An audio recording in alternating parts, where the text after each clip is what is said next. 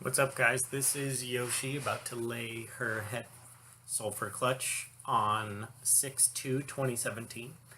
She had she had dug some test holes coming up to this hole, and she figured out that she wanted to lay her eggs in this hole, so she's using her nose now to compact and kind of finalize the design of her burrow, so it doesn't end up collapsing on her when she starts to lay eggs.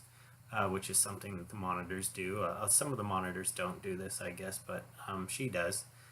And this is what it looks like for her to be pushing out eggs from above. As you can tell, it's definitely labor intensive, and there's a certain number of contractions going on, and it takes a lot of energy to push out eggs, especially in abundance. As you can see, she's been laying quite a few slugs on this clutch. She actually ended up laying 12 slugs altogether and then laid 6 fertiles, which is really abnormal for Yoshi.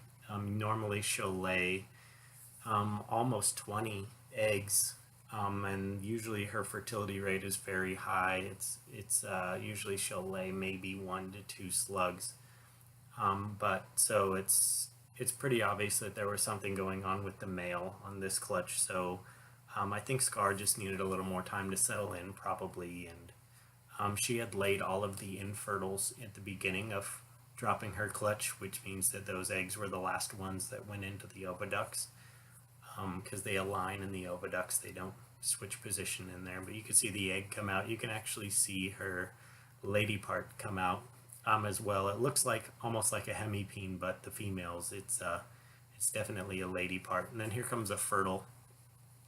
I believe this is a fertile egg that's going to pop out here. So you'll be able to see the difference. You can't really see it too well, but you can see the difference. The infertiles obviously have wrinkles in them, and they don't hold shape. But you can see that one that just popped out was nice and round. And she's building up a pile in there. She had dropped 12 slugs already down into that burrow, which was about 2 feet deep, and her butt's kind of down in there, and her tail is wrapped around in a U-turn.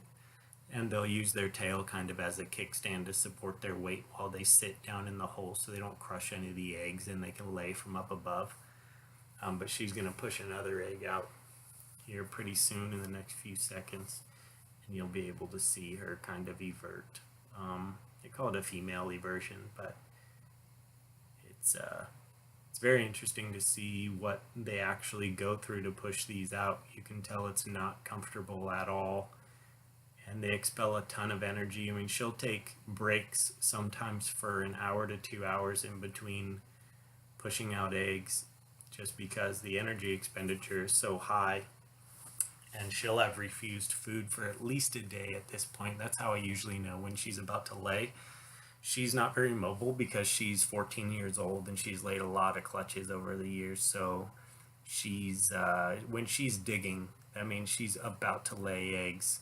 She doesn't waste time digging, and then when she refuses food, I know that she's about to lay eggs pretty quick because she's an avid eater. So she had refused food for 2 days at this point. So she was about out of energy.